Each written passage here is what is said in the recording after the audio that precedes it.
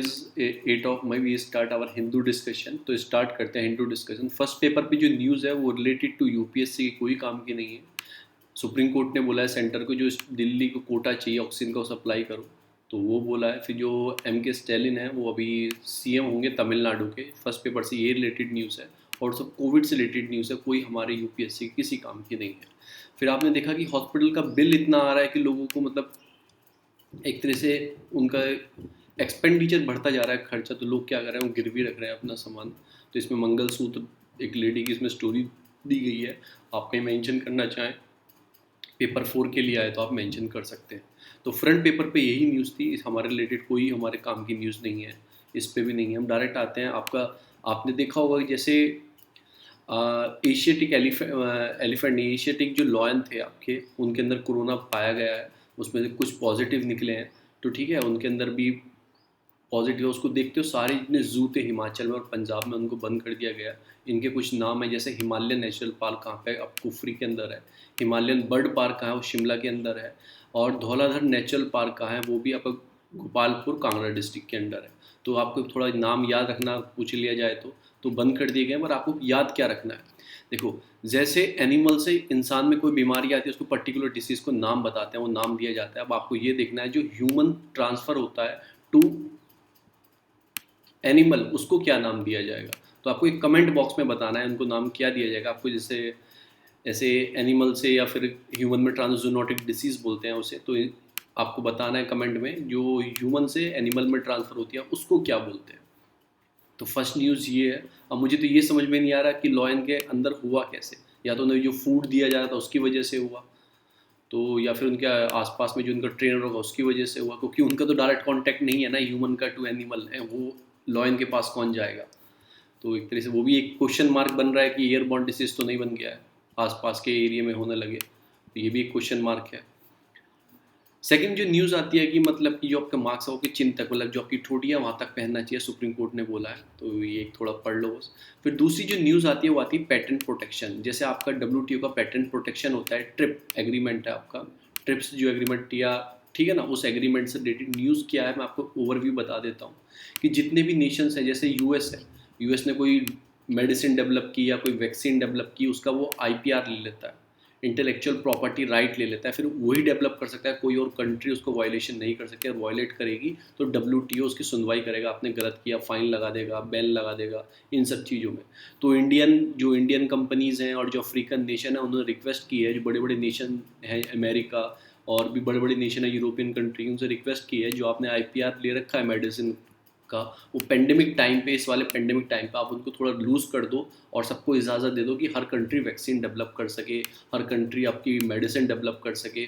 तो जो आपने आईपीआर ले रखा है उसको थोड़ा लूज़ कर दो। ऐसी पहल स्टार्ट हुई है।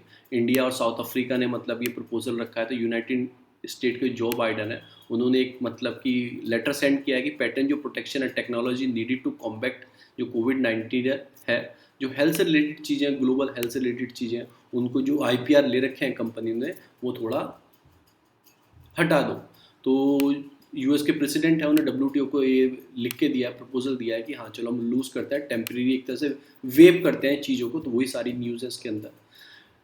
जो उसके फिर इसमें जो दो तीन टर्म्स है, एक तो कोवैक्स की टर्म है। कोवैक्स क्या है, एक ये जैसे जो डेवलप कंट्री जो डेवलपिंग वैक्सीन कर रही हैं, देश डेवलप कर रहे हैं, वो गरीब देशों को वैक्सीन सप्लाई करेंगे, गरीब देशों को वैक्सीन सप्लाई करेंगे। तो कोवैक्स ये है। इसे गावी और भी नहीं, बहुत सारी एनजीओज़ हैं, बहुत सारे इंटरनेशनल ऑर्गेनाइजेशन जो साथ मिलकर इसको चला रहे हैं। जैसे आपका यूएन हो गया, उसके बाद आपका डब्ल्यूटीओ हो गया, यूनिसेफ हो गया आपका, फिर एनजीओ बहुत सारे मिलकर इसे चला रहे हैं। पर्टिकुलर इसे वर्क नहीं कर रहा है कोवैक्स के लिए।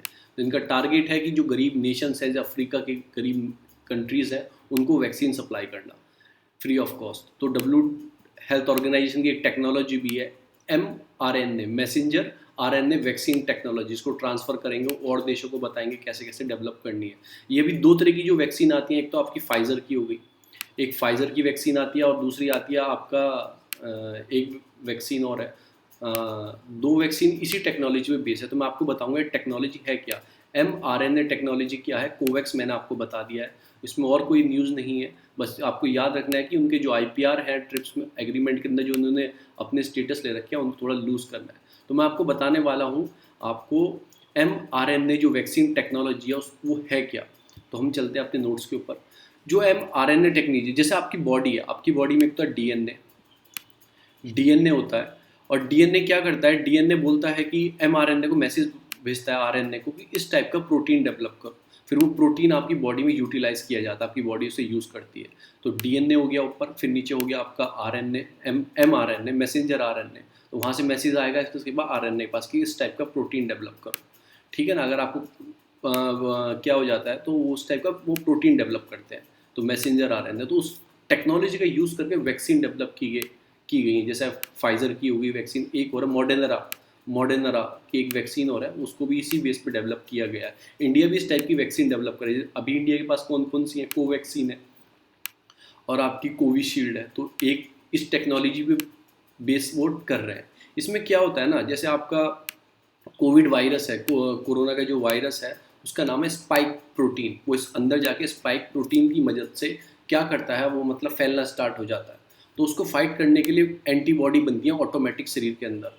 एंटीबॉडी बनेंगी तो फाइट करेंगे। अगर आपका शरीर अच्छा है, वो एंटीबॉडी उसने बना ली तो आपको हरा देगा। अगर वो स्ट्रॉन्ग प्रोटीन डेवलप हो गया अंदर, स्ट्रॉन्ग वायरस बन गया, तो आपका शरीर क्या होगा, वो आपकी जो एंटीबॉडीज़ हैं उनको मार देगा और फिर आपको बीमारी आ जाएगी, फिर आप क्रिटिकल सिचुएशन में पहुंच सकते हैं। तो वो वायरस का काम है, वायरस को प्रोटीन मिलता है, स्पाइक प्रोटीन जो नाम है वो उसको हेल्प करता है वायरस को शरीर के अंदर फैलने के लिए। तो इसमें क्या बताया गया है, इस वाले में क्या बताया गया, जो mRNA एक तरह की वैक्सीन डेवलप करेंगे, उससे क्या होगा कि आपकी बॉडी में उस टाइप का प्रोटीन पहले से बना दिया जाएगा। आपको बीमारी होने से पहले ही प्रोटीन डेवलप कर दिया जाएगा। उस प्रोटीन को एंटीबॉडी उसको रोकने के लिए एंटीबॉडी डेवलप नहीं, कोई नुकसान नहीं होगा। अगर वायरस नहीं आया, वो प्रोटीन है आपके अंदर जो वायरस को चाहिए पहले से डेवलप होने के लिए, वो प्रोटीन है आपके अंदर पहले से, तो वायरस को बहुत ईजी मिलता है कि पूरे शरीर में फैलने के लिए। अब इसमें क्या किया जा रहा है, अगर आपके अंदर पहले से एंटीबॉडी होंगी, अगर वो वायरस भी आया उसको प्रोटीन मिलेगा नहीं, क्योंकि एंटीबॉडी ने प्रोटीन पहले ही खत्म कर दिया है, वो वाला स्पाइक प्रोटीन जो है। तो वायरस इजीली आपकी बॉडी से ट्रैकल कर सकती है और बॉडी से बाहर निकाल सकती है। तो वो पहले से इस वैक्सीन को लगा के आपकी बॉडी के अंदर पहले से वो प्रोटीन डेवलप कर दिया जाएगा। उसको रोकने के लिए एंटीबॉडी पहले से आपकी बॉडी के अंदर होंगी। अगर वायरस आया भी तो भी आपको कोई फ़ायदा नहीं होगा, कोई इफेक्ट नहीं होगा। इस बेस पे वैक्सीन तैयार की गई है। तो इसे बोलते हैं mRNA, आपका मैसेंजर आरएनए होता है। यह हर इंसान के अंदर होता है। डीएनए इसको ही बोलता है प्रोटीन डेवलप करने के लिए। ठीक है ना। तो यही है वर्क क्या होता है इसका, मैसेंजर आरएनए होता है। जो मॉलिक्यूल्स होते हैं एसेंशियल जो पुट होते हैं, डीएनए इंस्ट्रक्शन देता है, जैसे मैंने आपको बताया यही सारी चीज़ होती है कि टू बिल्ड ए प्रोटीन। ठीक है। आपकी बॉडी में पहले से स्पाइक प्रोटीन है, उसको रोकने के लिए एंटीबॉडीज़ पहले से हैं। अगर कोरोना हुआ आपको तो वो ट्रैकल कर लेंगे। इस बेस पे वैक्सीन बनाई गई है।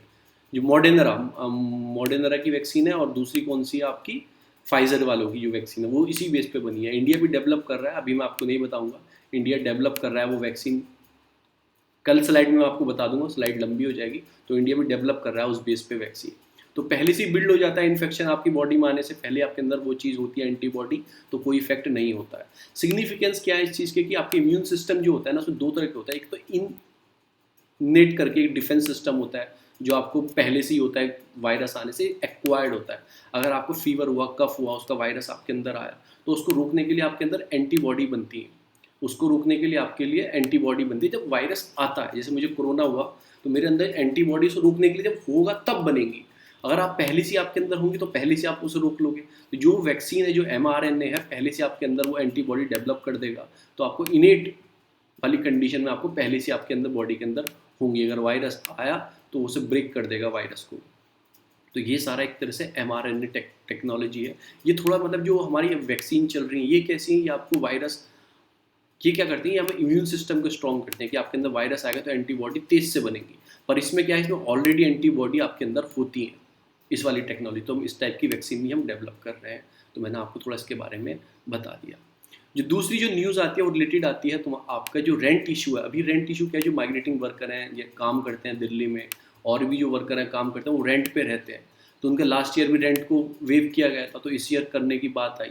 तो मकान मालिक क्या बोलते हैं, पिछली बार तो माफ़ कर दिया था, इस बार नहीं करेंगे। तो हम क्या पढ़ेंगे, हम पढ़ेंगे माइग्रेट जो वर्कर हैं, जो माइग्रेटिंग वर्कर हैं, फिर वो दोबारा रीमाइग्रेट हो रहे हैं। मतलब क्या हुआ, पहले वो घर चले गए, फिर दोबारा वो दिल्ली में काम करने गए तो उसे रीमाइग्रेशन बोलते हैं। जो माइग्रेटिंग वर्कर है उनके हम इशू पढ़ेंगे, क्या क्या इशू है, एक आंसर राइटिंग फॉर्मेट में देखेंगे। और ये ज्योग्राफी का भी जीएस पेपर 1 का भी इशू है, इंडियन डायस्पोरा, उसमें भी ये क्वेश्चन आता है। तो हम पूरा कंप्लीटली इसको चीज़ को अपने नोट से पढ़ेंगे। पहले हम आंसर राइटिंग फॉर्मेट में देखते हैं, मीन्स की आंसर राइटिंग प्रैक्टिस में एक फिनोमिना टू रिजर्व माइग्रेशन, मतलब पहले घर चले गए फिर दोबारा लौट के आए और फिर दोबारा घर जाना पड़ रहा है, तो एक प्रॉब्लम क्रिएट हो रही है। तो रिजर्व आपकी माइग्रेंट जो है प्रपोज किया, एक challenge in front of the administration के सामने चैलेंज है। डिस्कस करेंगे ओवरऑल इम्पैक्ट क्या है इकोनॉमिक और सोसाइटी के ऊपर 250 वर्ड में। एक आपको आंसर लिखने की अप्रोच होनी चाहिए कि जैसे डिस्कस करना है कॉन्सेप्ट क्या है माइग्रेशन का, कॉन्सेप्ट क्या है आपका रिजर्व माइग्रेशन का, स्टैटिक है कोई डाटा है आपके पास कितना माइग्रेंट हुआ है उसको मेंशन करना है, इम्पैक्ट क्या होगा रिजर्व माइग्रेशन से या माइग्रेशन से, चैलेंजेस क्या है एडमिनिस्ट्रेशन के सामने कैसे टैकल करेगा, और कंक्लूड करना है आपको, कंक्लूजन लिखना है, सजेशन लिखना है। तो इससे क्या होता है, देखो पहला जो हो गया आपका, ये तो हो गया आपका बॉडी, मतलब कि ये हो गया आपका इंट्रोडक्शन।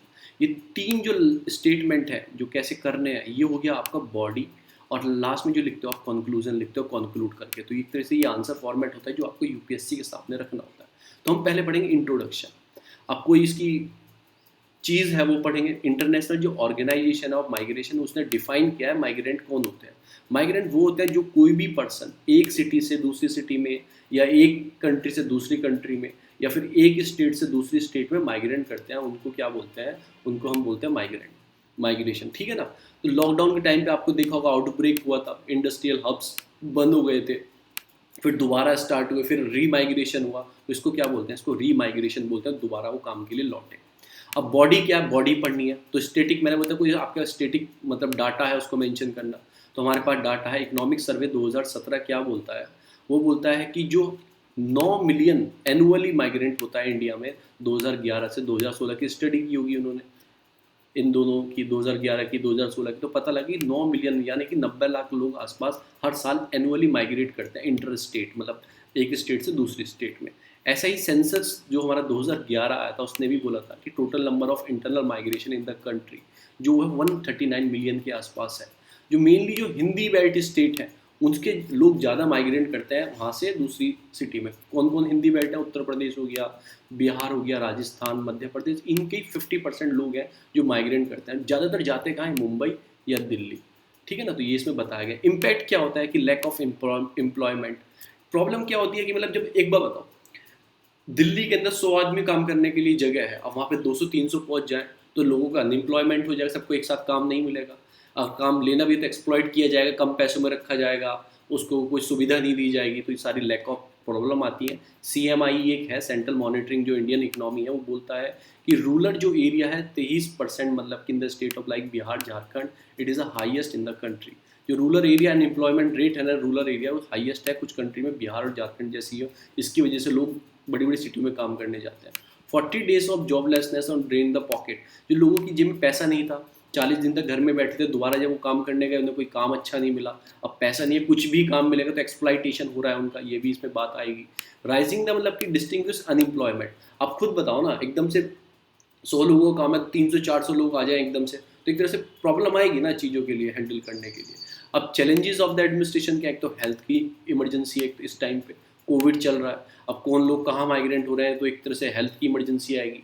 अब खुद बताओ दिल्ली के अंदर 1000 लोग आ जाए, अब यहाँ पे कम लोग हो तो हेल्थ इमरजेंसी दिल्ली के अंदर बढ़ जाएगी। तभी तो ऑक्सीजन डिमांड दिल्ली में बढ़ रही है कि वहाँ के लोग नहीं, बाहर की जो माइग्रेटिंग है वो भी दिल्ली में रहते हैं। सोशल स्टिग्मा है। सोशल स्टिग्मा कैसा है, डिसीज़ जो माइग्रेटिंग है वो इधर उधर जा रहे हैं, उसकी वजह से टेंशन क्रिएट हो रही है, रूरल एरिया में जाते हैं फिर वापस आते हैं, फिर वापस जाते हैं। ये फिर एसेंशियल गुड्स की प्रॉब्लम आती है। आप खुद देखो ना, एसेंशियल गुड्स क्या है कि ऑक्सीजन था, बेड था, प्रॉब्लम क्यों आई, क्योंकि बाहर के लोग भी दिल्ली के अंदर बहुत हैं, उनकी प्रॉब्लम आती है। फिर आपका hindrance in the economic recovery, तो थोड़ी प्रॉब्लम भी क्रिएट होती है कि इकोनॉमिक रिकवरी के लिए 3 मंथ से था, अब इकोनॉमी अच्छे से रिकवर नहीं हो रही, लोगों को काम भी चाहिए, तो एक तरह से उसमें भी प्रॉब्लम क्रिएट होती है। कंक्लूजन क्या बोला, जैसे बिहार हो गया, उत्तर प्रदेश, झारखंड जो डिपेंडेंट रहता है, रिसीव रेमिस्टेंसेज एवरी मंथ, जो उन्हें पैसा मिलता है, जॉबलेस वर्कर होते हैं, इन सब चीज़ों को, तो ये क्या बोलता है कि आप वहीं पे उनके लिए नौकरी जनरेट करो, उनके ही जहाँ पे वो रहते हैं, कि गवर्नमेंट को एंगेज होना चाहिए, migrating worker employed generation local area, जो उनको माइग्रेट करना ही ना पड़े, उनको लोकल एरिया में नौकरी मिले। आप जिन्होंने एक स्कीम का नाम क्या, मनरेगा स्कीम को और अच्छे से चलाओ, जो गवर्नमेंट को और इंक्रीज़ करना चाहिए मनरेगा स्कीम को, जो गवर्नमेंट के इंस्टीट्यूशंस है, डेवलपमेंट चल रहा है गवर्नमेंट का, उनको वहाँ यूज़ करना चाहिए। माइग्रेट जो मनरेगा की लेबर्स हैं जो उसमें रजिस्टर्ड है उनको वहाँ पे यूज़ करना चाहिए। तो ऐसे इन्होंने बताया। तो ये हमारे ज्योग्राफी का जीएस पेपर 1 का पार्ट है, इंडियन डायस्पोरा। उसको हम पूरे तरह पढ़ेंगे कि ह्यूमन माइग्रेशन इंडिया में क्या क्या होता है। एक रिपोर्ट आती है इंटरनेशनल माइग्रेशन स्टॉक 2019, उसको यूएन निकालता है। यूएन की एक डिपार्टमेंट है इकोनॉमिक एंड सोशल अफेयर, वो उसको निकालता है।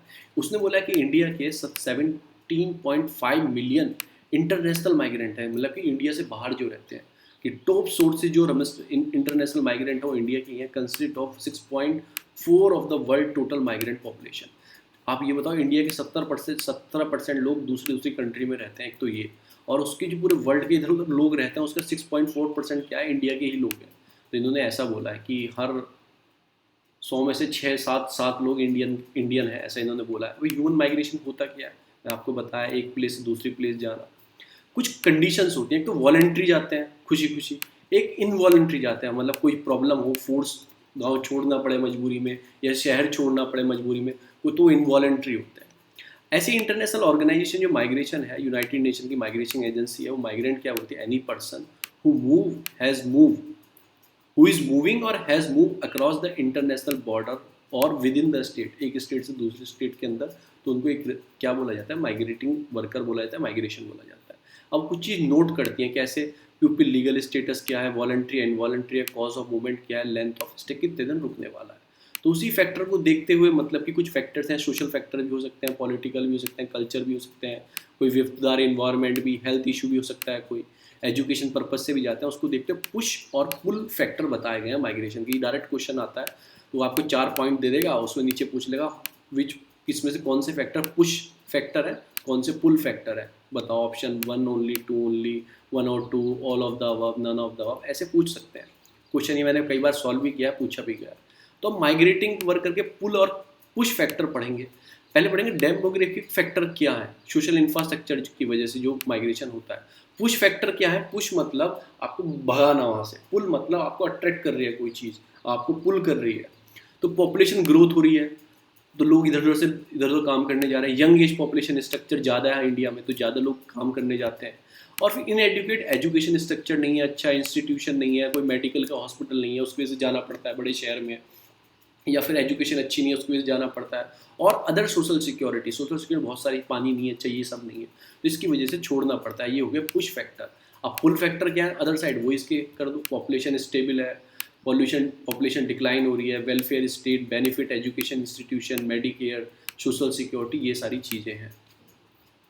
उसके बाद क्या इकोनॉमिक फैक्टर क्या क्या है, देखो, एक तो अनएम्प्लॉयमेंट हो गया, लो वेज मिलते, कम पैसा मिलता है, पॉवर्टी ज़्यादा है, लो कंजप्शन है, लिविंग स्टैंडर्ड वो बेकार है।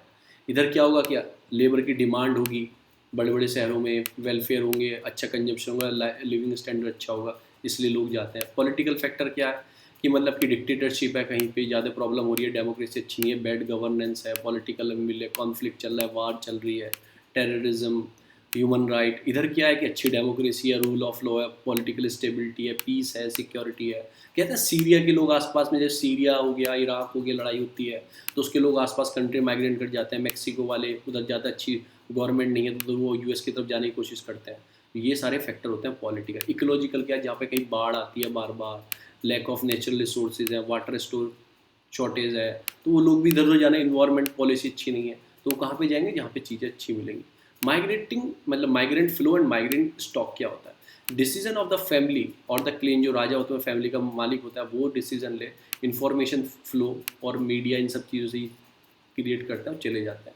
अब इन्फॉर्मेशन फ्लो हो रही है, मीडिया अच्छा बता रहा है, सब चीज़ transfer the picture, diaspora, ethnic community, तो ये होता है migrating flow and migrating stock. अब आते हैं पुश इन्फ्लेशन। मैंने आपको बता दिया कि पुश करना मतलब कि लीव करना प्लेसेस जहाँ पे आपने पैदा हुए, ओरिजिन है आपका, वहाँ से आपको छोड़ के जाना पड़ रहा है कोई वजह। पुल क्या है कि आपको अट्रैक्ट कर रही है चीज़ें आने के लिए, कि आपको ये सब चीज़ें अच्छी मिलेंगी। अब दो टाइप के माइग्रेशन होते हैं, एक तो इंटरनल होता है, स्टेट टू स्टेट, एक्सटर्नल होता है, हमारी स्टेट से दूसरी में जाना। तो इंटरनल माइग्रेशन क्या है, हिसाब है इंडिया में, वो पढ़ेंगे। देखो ये लाल लाल वाली हैं, आप खुद समझ जाओ, मुंबई में, दिल्ली में, इधर लोग ज़्यादा काम करने जाते हैं, तो ये सारी चीज़ें ज़्यादा है। अब उसमें भी इंटरनल में 2 टाइप के माइग्रेशन होते हैं। लॉन्ग टर्म माइग्रेशन होता है कि बस आपने घर ही चेंज कर दिया, रीलोकेट हो गए, यहाँ से छोड़ के दूसरी स्टेट में जाके बस गए। एक होता है शॉर्ट टर्म, आप किसी काम के लिए गए, आपका काम पूरा हो गया, वापस घर आ गए। उसके बाद जो की सोर्स स्टेट है जहाँ से ज़्यादा माइग्रेंट होता है वो है उत्तर प्रदेश, बिहार, राजस्थान, मध्य प्रदेश, आंध्र प्रदेश, छत्तीसगढ़। आपको खुद पता है नक्सल के एरिया हैं ये थोड़ा मध्य प्रदेश में रिसोर्सेज कम है, राजस्थान में कम है, बिहार में पॉपुलेशन ज़्यादा है। तो वही है पॉपुलेशन, जो मैंने आपको बताया कुछ फैक्टर क्या है कि पॉपुलेशन ग्रोथ ज़्यादा है, तो स्टेबल पॉपुलेशन जाने की कोशिश करेंगे वो। तो ये सारे रीज़न है। अब जाते कहाँ हैं मोस्टली लोग? जो दिल्ली हो गया, महाराष्ट्र, गुजरात, हरियाणा, पंजाब, कर्नाटक, इनकी कंडीशन अच्छी है, बड़ी बड़ी फैक्ट्रीज हैं इनके अंदर, तो वहाँ पर काम करने जाते हैं। इंटरनल माइग्रेशन जो बताया गया इंडिया में इतना होता है, 30% ऑफ द पॉपुलेशन चलता रहता है। ऐसा 2011 एक सेंसस बता रहा है। जब आप 2011 सेंसस में थोड़ा बहुत पढ़ेंगे इसके बारे में, तो 40 to 50% के नियर अबाउट इंडिया में इंटरनल माइग्रेंट होता है। तो 30% आप याद रखो, 30% अकॉर्डिंग टू 2001 सेंसस के। उसके बाद भी क्या बताया गया है कि वैन द मतलब ये सब चीज़ें, उसके बाद ये फीमेल वर्कर जो 70% माइग्रेंट होता है फीमेल वर्कर का, एक तो 30% हो रहा है, 30% में जो 70% है वुमेन्स ही। कुछ कारण है, कुछ काम करने चली जाती है, फिर और भी कारण है, मैरिज, उनकी एक शादी दूसरी स्टेट में हो जाती है, तो वो भी एक कारण मेन है जो फीमेल का है। अब मेल माइग्रेशन क्यों होता है? ऑब्वियसली वो काम करने आते हैं बड़े बड़े शहरों में, ठीक है, फैमिली गांव में ही रहती है पर वो काम करने आते हैं, तो मेल माइग्रेंट काम की वजह से होता है अर्बन एरिया में। एम्प्लॉयमेंट सेक्टर है, मतलब कि माइग्रेटिंग क्यों करते हैं लोग कि काम मिल जाएगा कंस्ट्रक्शन में, डोमेस्टिक वर्कर में, बड़े बड़े शहरों में काम मिल जाएगा, गांव में काम ही नहीं है। अर्बनाइजेशन बढ़ता जा रहा है, रेट ऑफ अर्बनाइजेशन इंक्रीज हो रहा है, ये बताया जा रहा है 2050 तक 50% जो होंगे माइग्रेंट, मतलब कि अर्बनाइजेशन हो जाएंगे। अभी हमारे रूरल एरिया ज़्यादा है, फिर अभी 30 के आसपास है, जो 30 या 25 के आसपास है अर्बनाइजेशन। अब वो बढ़ जाएगा, अर्बन बढ़ जाएगा, तो लोग गाँव छोड़ के क्या कर रहे हैं, वो मूव कर रहे हैं, तो रूरल टू अर्बन की तरफ आ रहे हैं, रूरल टू अर्बन की तरफ आ रहे हैं, ना कि अर्बन टू रूरल जा रहे हैं। कुछ फैक्ट भी हमारे कॉन्स्टिट्यूशन हमको आज़ादी देता है, आर्टिकल 19, आपको कहीं भी रहना throughout the territory of India, to reside and settle in any part of the territory of India में आप जाके रह सकते हैं। सेंसेक्स है हमारा 2011 का, बोलता है पीछे जो 45 मिलियन इंडियंस है move outside their district of birth of economy opportunity के लिए जाते हैं, मतलब 40.5 लाख लोग के आसपास। फिर इन इंडिया इंटरनल जो माइग्रेंट है, मतलब कि for the external migrant far greater than the external, बाहर नहीं जाते, इंटरनल माइग्रेंट हमारा ज़्यादा है इन कंपेयर टू एक्सटर्नल। विदेशों में कम जाते हैं, मतलब इधर उधर स्टेट में ज़्यादा जाते हैं। Increase rate of urbanisation, rural to urban wage difference, आपको 100 रुपये गाँव में मिलते हैं, वहाँ पे 500 रुपये मिलते हैं, तो इसकी वजह से भी लोग जाते हैं। तो हमारे ज़्यादा क्या है, इंटरनल माइग्रेशन ज़्यादा है इन कंपेयर टू एक्सटर्नल, ये भी आपको याद रखना है। India urban population expected to grow, double होने वाली है देखो 2050 तक। अभी मैंने बताया ना 30 या 25% है, फिर 2050 तक 50 या 65-60% तक पहुंच जाएगा, ऐसा इसमें भी लिखा है। उसके बाद क्या है, एक्सटर्नल माइग्रेट क्या है? एक तो होता है इमिग्रेशन। इमिग्रेशन का मतलब क्या होता है, इंडिया में से बाहर जाना, और होता है एक इमिग्रेशन का मतलब क्या है, इंडिया में आना। तो एक तरह से क्या है, रिफ्यूजी या तो माइग्रेंट होते हैं, जैसे हमारे अंदर आए, वो रिफ्यूजी क्यों होते हैं, फोर्सफुली अपने कंट्री से निकलते हैं। क्यों निकलते हैं? कि कोई प्रॉब्लम है उनके साथ, कुछ चीज़ है, जैसे रोहिंग्या के साथ हुआ, तो ये सारी चीज़ है। इसमें कुछ डेस्टिनेशन बताए गए, फेवरेट डेस्टिनेशन कौन से, UAE, वहाँ पे कम से कम इतना हमारा 22% वहीं पे रहता है। उसके बाद US हो गया, सऊदी अरेबिया, US पास में है, उसके बाद कुवैत, ओमान, UK, कतर। तो आपने देखा इसमें गल्फ़ कंट्री कितनी सारी हैं, US और UK को छोड़ के, तो इतनी सारे माइग्रेंट होता है कि नियर अबाउट 15 मिलियन, यानी कि 1-1.5 करोड़ के आसपास हमारे लोग बाहर रहते हैं। तो फिर इंटरनेशनल माइग्रेशन ग्लोबल एक्शन क्या है? उसके लिए ग्लोबल एक्शन में जैसे UN की जनरल असेंबली ने एक safety and dignity addressing large movement चलाया था रिफ्यूजी माइग्रेंट के लिए। फिर न्यूयॉर्क ने डिक्लेरेशन ऑफ रिफ्यूजी माइग्रेंट भी डिक्लेयर किया हुआ यूनाइटेड नेशन में, ठीक है। उसके बाद as a result New York declaration, UN member state agree to cooperate the elaborate a global compact of safety, order and regular migration. एक तरह से पूरे वर्ल्ड में यूज़ हुआ है। इंटरनेशनल माइग्रेंट डे सेलिब्रेट किया जाता है 8 दिसंबर को। कॉजेज़ क्या है? सबसे बड़ा कॉजेज़ तो आपका एम्प्लॉयमेंट है, जैसे मैंने आपको बता दिया। उसके बाद सीजनल माइग्रेंट भी होता है कि कभी काम नहीं है तो चले जाते हैं, ये भी एक रीज़न है। सर्कुलर माइग्रेशन भी है कि मतलब सर्कुलर क्या होता है, एक बार चले गए, फिर काम हुआ, फिर आ गए, फिर चले गए, सर्कुलर माइग्रेशन भी चलता रहता है।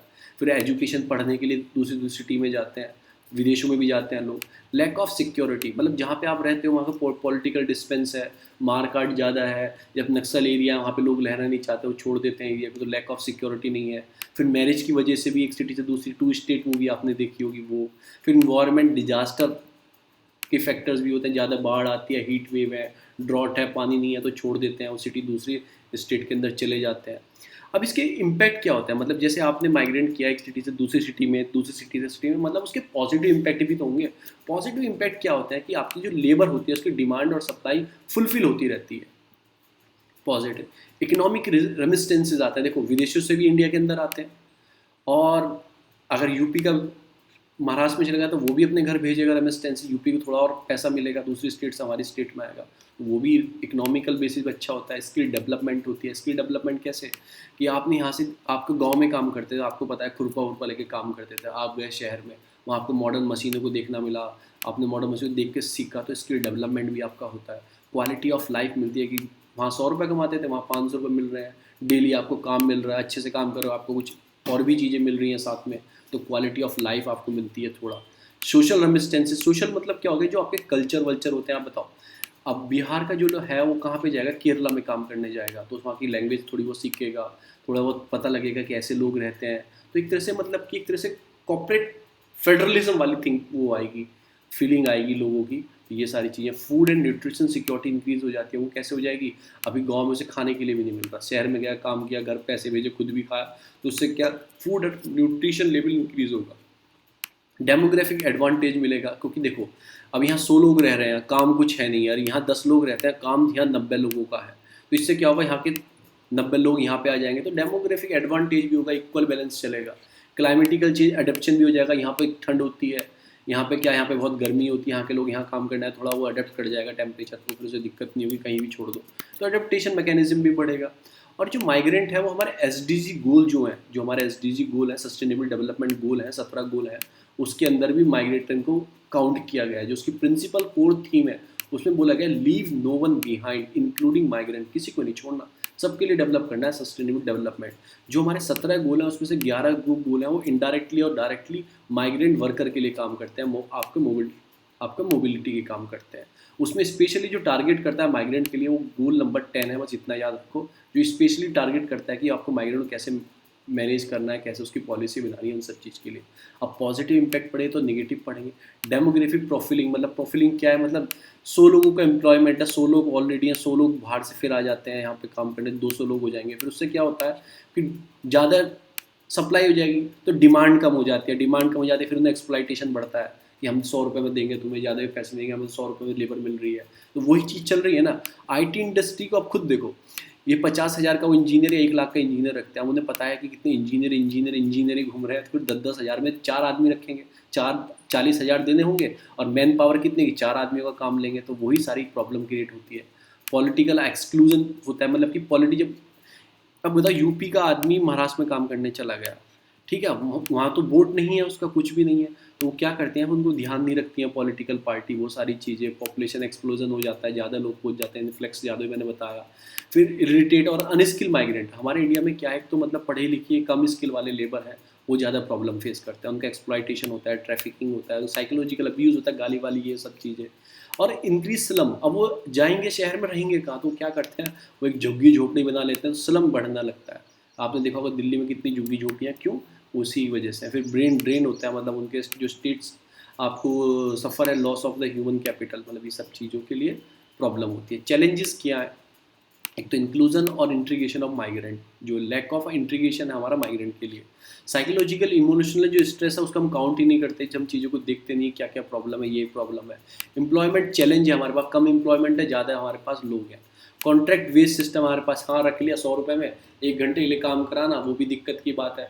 उसे आज तो आपने काम दे दिया और कल को उसे नहीं बुलाएंगे, तो ये भी एक दिक्कत है, उसके लिए भी आना चाहिए। हेल्थ हजार्डिज्म, वो इतने गंदे एरिया में प्रॉब्लम में रहते हैं, तो उसकी भी प्रॉब्लम आती है। लैक ऑफ इन्फॉर्मेशन है, क्योंकि उनके क्या लॉ हैं, क्या राइट है, उनको खुद नहीं पता कि कैसे उनको एक्सप्लॉइट किया जा रहा है, वो भी एक प्रॉब्लम है। उसके लिए हमने इंटरेस्टेड माइग्रेशन वर्किंग एक्ट भी बनाया हुआ है उसको देखने के लिए, तो उन्हें पता ही नहीं है। फिर exclusion from the social benefit, अब वो यहाँ से कहाँ चला गया, वो चला गया महाराष्ट्र में।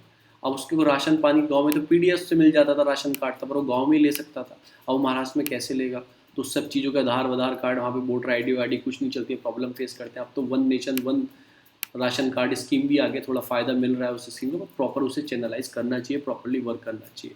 वे फॉरवर्ड क्या है कि जैसे ह्यूमन डेवलपमेंट रिपोर्ट बोलती है उसके अकॉर्डिंग हमें वर्क करना चाहिए। फिर यूनेस्को बोलता है, यूनाइटेड नेशन की कुछ गाइडलाइंस है, देखो ये पढ़ लेना, ये कुछ गाइडलाइंस है कि पॉजिटिव पब्लिक आपको माइग्रेंट होना चाहिए, इंटीग्रेटिव माइग्रेंट डेवलपमेंट एजेंडा, आपको जो आप एजेंडा बना रहे हो स्टेट का डेवलपमेंट एजेंडा बना रहे हो, हर स्टेट का बजट अलग आता है, डेवलपमेंट एजेंडा बनाते हैं, उसमें माइग्रेटिंग जो वर्कर उनको इनको कैलकुलेट करो, reduce cost of labour migrant, जो कॉस्ट ऑफ माइग्रेंट थोड़ा कम करो, प्रोटेक्टेड वर्कर अगेंस्ट एक्सप्लॉइटेशन से बचाओ, प्रोटेक्टिंग ह्यूमन राइट उनके बचाओ, हर मतलब help worker for inform choice उनके सामने रखो जो आपको करना है। तो यही सारी चीज़ें हैं जो मैंने आपको बताया। फिर जैसे केरला गवर्नमेंट ने आपका स्कीम भी चलाई थी, आपका आवाज़ हेल्थ इंश्योरेंस आपका, उसके बाद अपना घर प्रोजेक्ट भी उन्होंने बनाया था जो माइग्रेटिंग वर्कर के लिए, उनके लिए घर बना के वाली बात, उनके राइट्स के लिए इंश्योर किया था कि बेसिक राइट टू वर्कर उनको मिलने चाहिए होम स्टेट से, ठीक है ना। तो वो लेबर जिस दूसरी स्टेट में जाते हैं वैसे ही राइट मिलने चाहिए। तो कुछ कुछ ऐसी स्कीम्स हैं जो हमको करते रहना चाहिए। फिर आते हैं अपने हिंदू के ऊपर। तो मैंने आपको माइग्रेटिंग के एक आंसर राइटिंग बताई और चीज़ें भी बताई कौन से किस किस स्टेट में कितना कितना है। बहुत स्पीडली चलूँगा, इतनी खास न्यूज़ कोई भी नहीं है, ये सब उससे रिलेटिव। सेंट्रल विस्टा प्रोजेक्ट बना, देखो मेरे लिए बहुत गलत की बात है, लोग 1000 लोग मर रहे हैं, इस प्रोजेक्ट को बनाने के 12,000 करोड़ रुपए दिए गए हैं। इतने में आप अगर 500 करोड़ का एक एम्स को बेसिक चीज़ लगाए तो इतने में एम्स कम से कम 25-30 एम बन सकते हैं।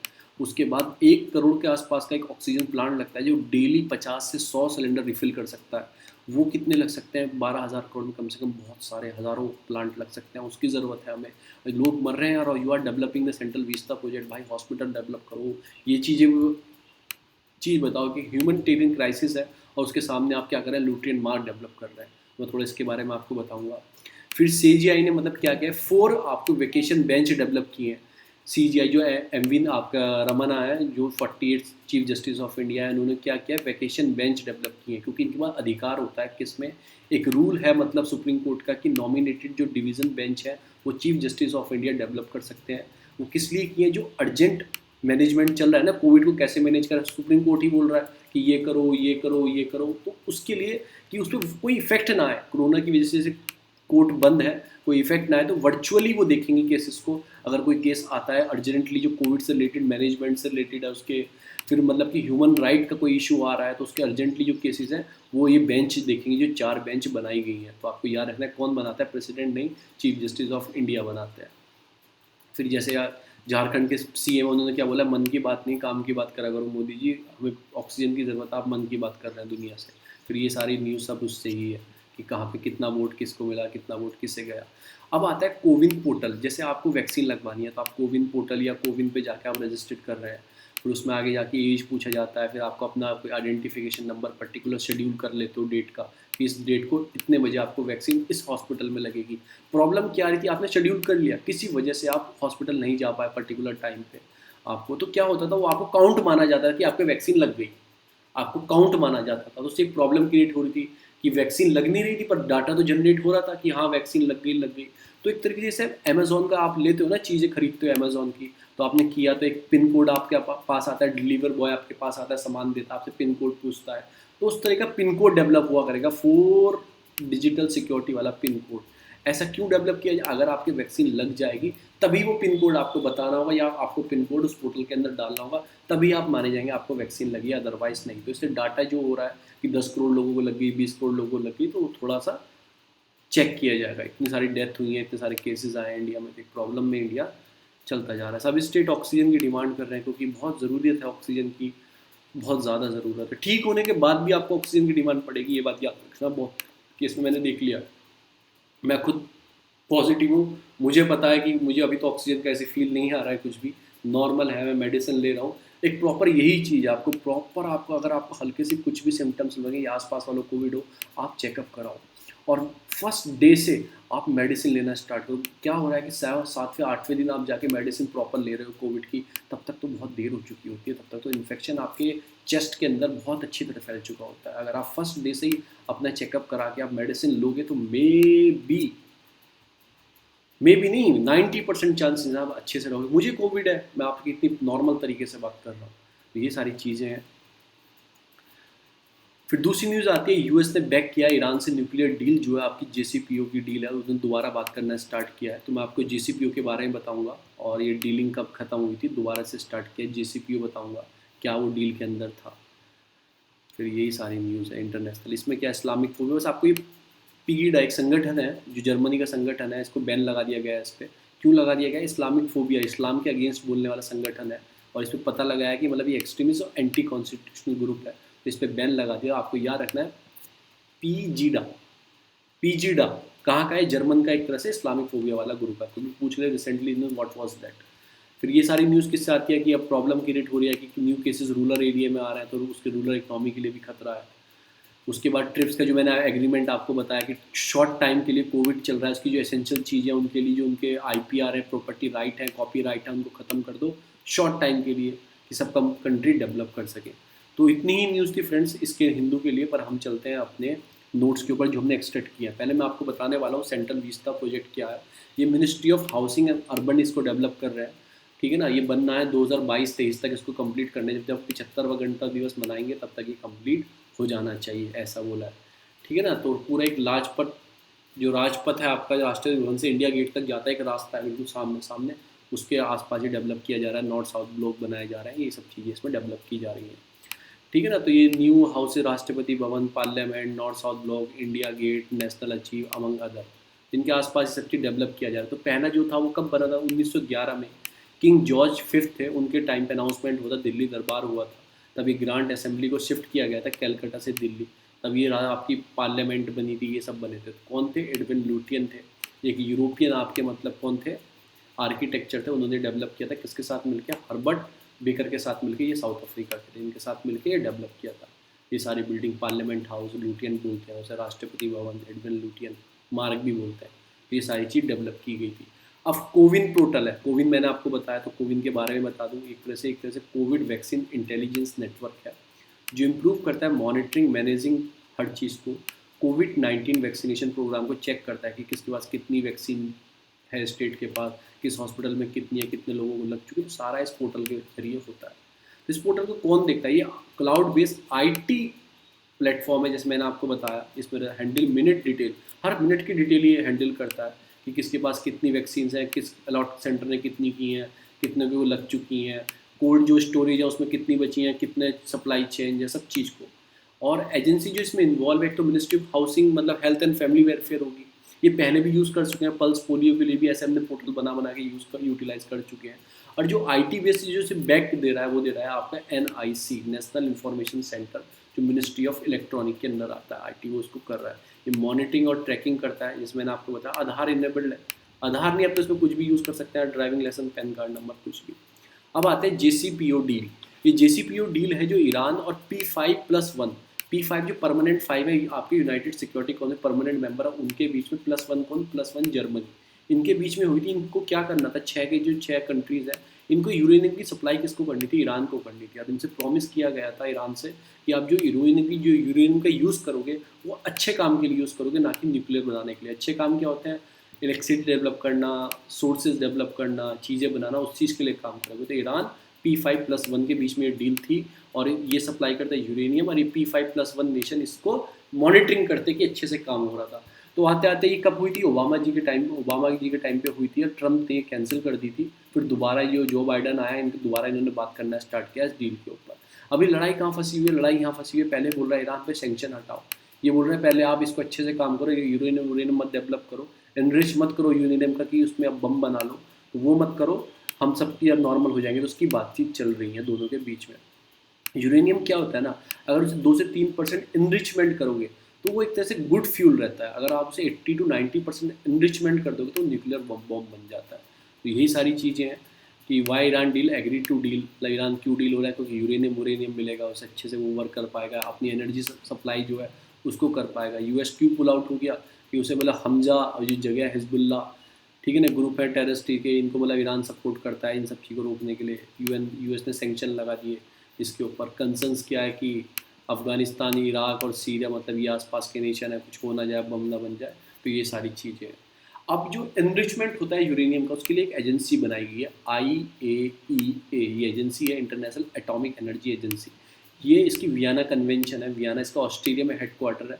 इसकी वियना कन्वेंशन है, वो क्या बोलती है, आप यूरेनियम का 3 से 5 तक एनरिचमेंट कर सकते हैं, उसके बियॉन्ड नहीं जा सकते। क्यों? फिर वेपन की तरह यूज़ करोगे आप उस चीज़ को, तो ये ऑर्गेनाइजेशन चेक करती है ये वर्ल्ड एटॉमिक पीस ऑर्गेनाइजेशन है जो 1957 में बनी थी, यूनाइटेड नेशन फैमिली के अंडर है। रिपोर्ट दोनों को करती है, यूएनजीसीए को और यूएन सिक्योरिटी काउंसिल को। वियना में इसका ऑस्ट्रेलिया में हेडक्वार्टर है। Working with the member of state, multi partner हैं इसके बहुत सारे हैं। प्रमोट करते हैं safe, secure, peaceful use of uranium nuclear technology को सेफुली यूज़ करना, कि उसके आप मिलिट्री पर्पस के लिए या न्यूक्लियर वेपन के लिए यूज़ मत करो, ये चेक करती है। इसके बोर्ड में 22 मेंबर स्टेट इसके मेंबर हैं। उसके बोर्ड में 11 मेंबर हर साल 2 ईयर के लिए इसमें चुने जाते हैं चेक करने के। 10 मेंबर हैं इसके अंदर नॉमिनेटेड आउटगोइंग बोर्ड, हर मेंबर का एक बोर्ड होता है। फंक्शन क्या होता है, रिकमेंडेड करती है कि जनरल कॉन्फ्रेंस को आईएए की एक्टिविटी क्या है, बजट क्या है। रिस्पॉन्सिबल होती है पब्लिश आईएए स्टैंडर्ड, जो मैंने बताया इतना आपको एनरिचमेंट करना है, इससे कम रखना है। रिस्पॉन्सिबल होती है making most and policy of IAA के बराबर। Appointment director general subjected to general conference के लिए कुछ ही प्रोग्राम भी रन करती है, जैसे programme action of cancer therapy का हो गया, ह्यूमन हेल्थ प्रोग्राम हो गए, वाटर अवेलेबिलिटी इन्हेंसमेंट प्रोजेक्ट हो गए, आपके international project on the innovation nuclear reactor and fuel के लिए साइकिल के लिए इनोवेटिव सोच लाओ, रिएक्टर डेवलप करो, मतलब अच्छे से डेवलप करो। कैंसर थेरेपी के लिए क्यों करती है, क्योंकि यूरेनियम से जो रेडिएशन निकलते हैं कैंसर हो जाता है लोगों को, तो उनको बचाती है। कैंसर के थेरेपी का प्रोग्राम चलाती है, ह्यूमन हेल्थ प्रोग्राम चलाती है। अब जो इनरिचमेंट करने के लिए आपको वाटर लगता है, तो वाटर भी गंदा होता है, तो वाटर की एबिलिटी की इनहेंसमेंट करती है प्रोजेक्ट को। तो यही है कि इनोवेटिव सोच लाओ, न्यूक्लियर रिएक्टर मत, वेपन मत बनाओ, अच्छे से इनोवेटिव तरीके में यूज़ करो न्यूक्लियर एनर्जी का। तो यही सारी न्यूज़ थी आज की, मैंने आपको 2-3 चीज़ में पढ़ाई हैं। इतना ही आज का सेशन रखते हैं, कल को मैं आपको पढ़ाऊँगा। आपको ये टेक्नोलॉजी समझ में आ गई होगी। mRNA, ये मैसेंजर हमारे बॉडी के अंदर ऑलरेडी होते हैं। आपके जो RNA होते हैं ये ऑलरेडी हमारी बॉडी के अंदर डेवलप होते हैं, RNA, ठीक है ना। ये मैसेज भेजते हैं, ये प्रोटीन डेवलप करते हैं। तो पहले से आप स्पाइक प्रोटीन का नाम स्पाइक है, जिसकी हेल्प से कोरोना पूरी बॉडी में फैल जाता है, तो ठीक है, पूरे फेफड़ों में स्पाइक प्रोटीन नाम है। तो उसको पहले से आपकी बॉडी में इंजेक्ट कर दिया जाएगा, उसके खिलाफ एंटीबॉडी ऑलरेडी बन जाएंगी। वायरस जैसे ही आएगा वो स्पाइक प्रोटीन तो होगा नहीं, क्योंकि एंटीबॉडी होंगी मारने के लिए, तो वायरस वहीं पर खत्म हो जाएगा। तो ये टेक्नोलॉजी इस बेस पे वैक्सीन डेवलप की जाती है, तो इंडिया में अभी डेवलप की जा रही है। अभी मैं बताऊंगा, कल की जो न्यूज़ पढ़ेंगे मैं उसको वैक्सीन को ऐड कर दूंगा, कौन डेवलप कर रहा है, कहाँ पे डेवलप की जा रही है, ठीक है। 2 ही वैक्सीन है, एक तो मॉडर्ना की है और दूसरी आपकी फाइजर की है। 2 ही वैक्सीन इस बेस पे डेवलप की गई है। थैंक यू सो मच, यहीं पे इतना रखते हैं और कोशिश करेंगे हम 0 IS कि आज मैं जून की कंप्लीट कर लूँ, क्योंकि मुझे कोविड है ऑलरेडी। मैं हल्के पढ़ता रहता हूँ, थोड़ा, ठीक है। आप हिम्मत मत हारो, पॉजिटिवनेस रहेगी आसपास तो पॉजिटिव माइंड में थिंकिंग आएगी और बहुत जल्दी आपको पॉजिटिव चीज़ देखने को मिलेगी। Thank you so much. आपको अगर इसकी PDF चाहिए, जो वीडियो के नीचे डिस्क्रिप्शन बॉक्स है उसमें टेलीग्राम के ग्रुप का लिंक है, वहाँ जाकर आप इसकी PDF free of cost PDF ले सकते हैं। हिंदू की PDF ले सकते हैं, हिंदू जो हाईलाइट आर्टिकल्स होते हैं उनकी वहाँ पे PDF मिल जाती है। तो आपको इतनी ही और भी चीज़ें हैं, आप ज्वाइन कर सकते हैं। Thank you so much.